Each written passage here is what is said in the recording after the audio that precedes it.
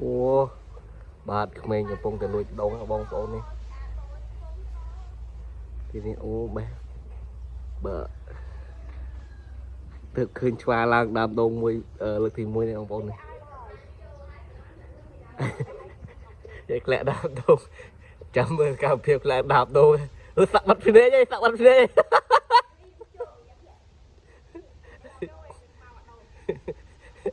sạc bật phía đây chứ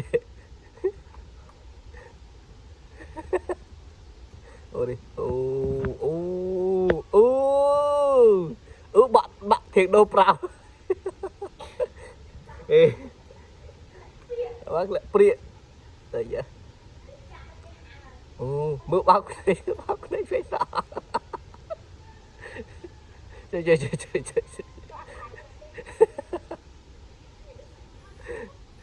ôi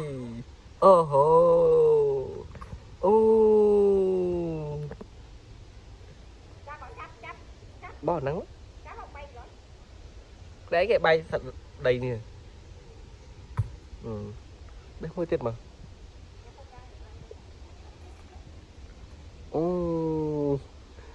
chơi về phần này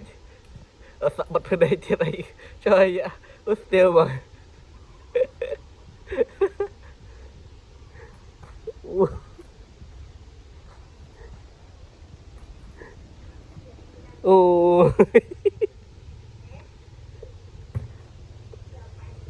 cháu ơi ồ trời